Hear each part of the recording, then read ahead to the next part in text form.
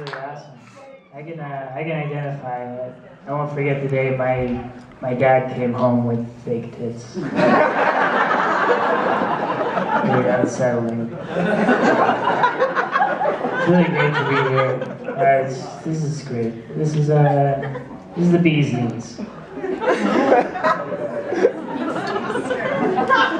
By that I mean this is a really mediocre experience. I'll explain what I mean.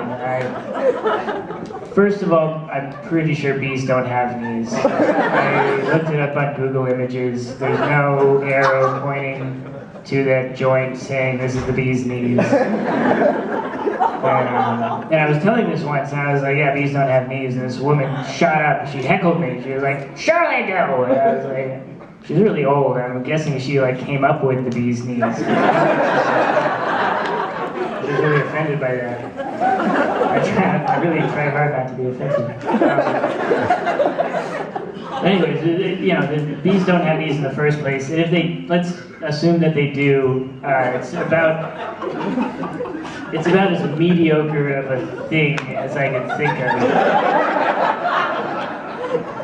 Our bee's knees. It's not even the best part of the bee. If I was a bee, I would not be like, look at these knees. And as long as you're going to say the bee's knees, you might as well say the crow's toes. Or the cow's brow. Really, the bee's knees should be the hawk's cock. Because hawks are awesome. And I'm sure their cocks are too. I've seen one before, but something bad would be the bear's glare. Because if a bear is glaring at you, it's probably a bad thing. I prefer not to have bears glaring at me. Now your buddy just got laid off or something, and buy him a beer and be like, you know, man, I'm really sorry to hear that. The bears glare.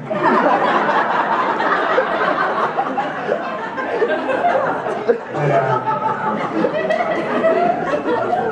anyways, I have parents. My parents are both abstract artists, which I don't think two artists is kind of iffy, but I feel like two abstract artists should be allowed to breed with each other. You're gonna get something strange out of it. Like an emaciated-looking alcoholic, drug addict, idiot loser like me. Shut up, come on. Yeah, I mean, but my dad is funny. He's an abstract person. He was in a psychedelic band in the 60s. He loves to tell stories. He's like, we used to roll joints in newspaper, and he'll make this motion with his hands. Like I wouldn't know what that would look like.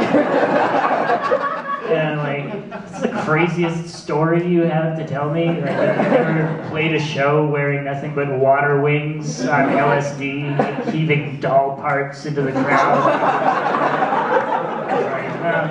No, my friends would never give me LSD. My dad, by the way, sounds exactly like a black comic doing an impression of a white person.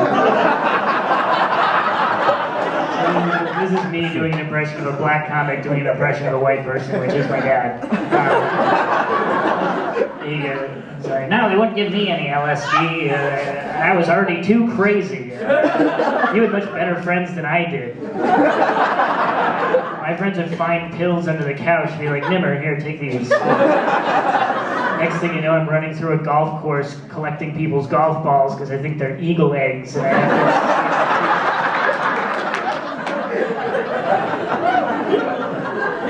I have his favorite thing to say is, you know, we were the first white band that was signed to Chess Records. I'm like, what do you mean? He's like, well, there's a lot of black, you know, there were a lot of jazz musicians and, you know, various artists, but we were the first white band that Chess Records signed. And I was like, wow, that's really awesome. You know, what a step forward for white people. That was in the 60s, too. That was a difficult time for whites. We they were having a hard time, and they just broke down that barrier. They marched right on through and said, "We are white, and we are here, and we want to play music." Really just paved the way for lots of other white bands to play their music in the 60s. So that's my time. I enjoy you guys' attention, and thank you.